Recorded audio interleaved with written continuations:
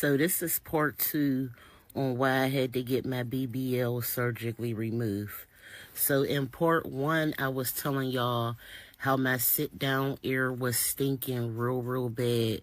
And it got to the point to where I had to carry around a bottle of air freshener or a bottle of perfume, because when I would use public restrooms, it would stink so bad and the smell would linger. It was like an embarrassment. I didn't want to come out the bathroom with it smelling like that and someone else was waiting at the door. When I say that BBL really ruined my life, I even lost my boyfriend behind it. He was telling me the whole time, like, you're stinking real bad down there and I can't stomach it. I'm in denial, like, no, you're hating, you're mad, I got a BBL. It was the truth. It got to the point to where I would be washing my laundry, weekly, like I've been doing before I got the BBL. When I would get my laundry out of the dryer, it would still smell like that raw-eaten flesh. I would like to begin by saying when a person is born from his or her mother's womb, everything is perfect, everything is in order. But the problem begins when other people start talking based on how they think, based on their perceptions, and etc. etc. That is why now you have to start criticizing your own complexion, because they've told you the lighter, the better. Because the very same people were born in a place or in an environment that is full of colonial mindsets, mental slavery, and many other things.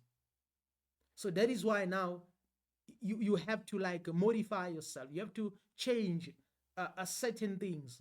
You no longer like the way you look, your skin, your hair, and etc., based on what other people are saying. So what I can say is that the most important thing is to love yourself. You need to love yourself, because loving yourself is not about like eating too much. Loving yourself is not about like maybe going places and etc. But loving yourself is also about loving who you are, the way you look, your complexion. You should not worry about what other people are saying, because you cannot please these people, especially people who are mentally colonized, people who are still swimming in a pool of mental slavery. You cannot please them. So, for an example, if you find it difficult to love yourself, the best thing that you can do is to respect yourself. Because with respect, you are not willing to be embarrassed.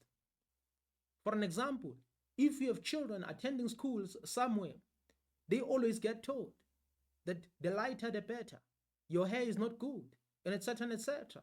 So that is why people are busy trying by all means to change how they look, to modify themselves. Why? Because they want to please certain people. And in other words, they want to please people who don't even care about them. This is my perception. I don't want to go deep because I'm not trying to offend anyone, but I just want to say life before colonialism was just a bit better.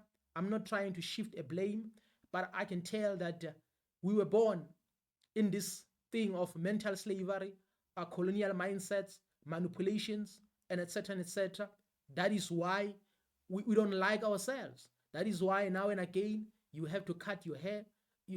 It's better if you cut your hair because you feel like you need to cut your hair frequently, but you should not do so because you have to please certain people or because you feel like you don't look good.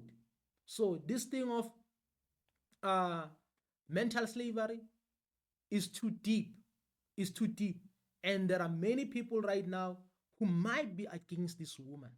There are people right now who might be against this woman because they'll try by all means to defend all these things that uh, that came as a result of not loving yourself. I'm sorry to say this, but most of these things are as a result of doubting yourself. The only thing that I can say, just love yourself. But if you find it difficult to love yourself, at least respect yourself.